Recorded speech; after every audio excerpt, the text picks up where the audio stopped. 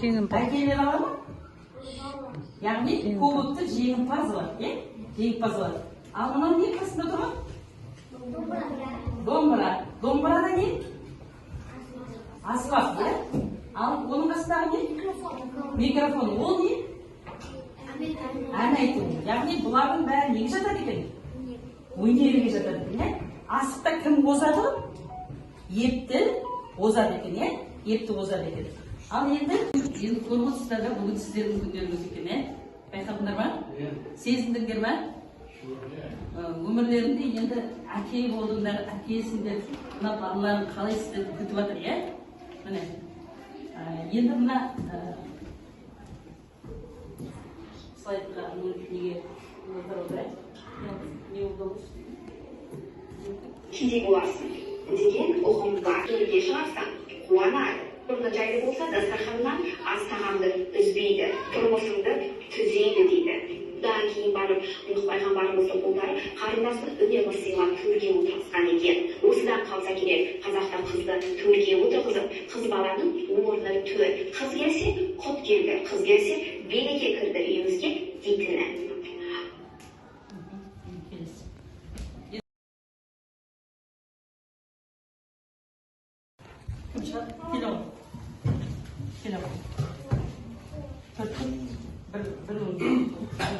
Bir artık tanda. Ne diyeyim? Karayım cevaptı. Polça başlayınız. Fotoğraf oynasın. Yedi arka. Kımşat. Gel oğlum. Gel. Gel. Kırtık bırakın. Ne gider? Çok var.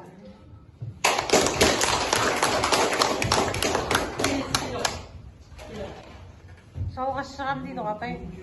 Шығамыз.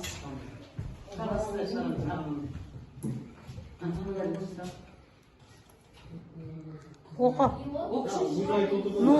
Нұх пайғамбардың.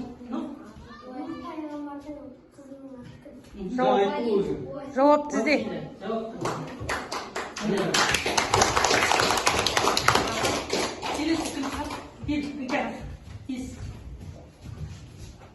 Basalım. Arkan basar. Arkan basar. Bas. Geldi. Bak attı. Geldi. Әлем туралы деген не дейді? Енді бұл көзқарас. Бұл видеоны көрмей қалдық, Әлем туралы көзқарасқа не жатады балалар? Көргенің, түсінгенің деген. Міне. Көру, есту арқылы қалыптасады дейді, Ал, отыра қой. Келесіне кім шығады? Келе ғой, жалғас. Жалғас келе ғой. Бір видеоны көрмей қалдық, содан әлем туралы көзқарас көрмей қалдық. Сұрақ дейді. Енді сұрақты өзің қоясың. Әкелерге қоясың ба, оқушыларға қоясың ба, не сұрақ қоясың? Жауап береді. Айтшы, ойыңа келген бір сұрақты қойшы. Не сұрақ қоясың? Не білгің келеді әкелерге, мысалы? Не сұрағың келеді? Қысылмайды. Қысылмайды, сұрай бер. Не деген не деп білмеймін, сұрақ. Білгің келіп жүрген затты сұрашы. Не сұрайсың? Мысалы, өмірде ақылды адам қандай болады дейсің? Ақылды адам қалай болады? Қалай болады дейді. Жауап бересің бе, әкелер? Мысалы, өмірде ақылды адам қалай болады? Айта ғой. Айта ғой. Жауап беру. Ақылды адам дейтін, білімді адам айтады ғой, ақылды адам дейтін. Сау оқыған, білімді, жауапкершілігі бар. Содан ақылды адам дейді.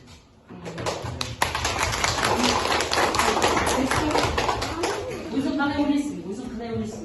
Ақылды адам қандай болады?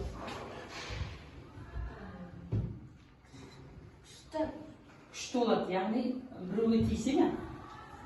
Келіп айтқанда жайдан жай адамға тиісе ме?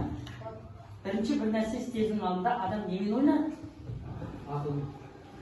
Баспен ойлайды. Ойлайды. Бірінші ойлан ой.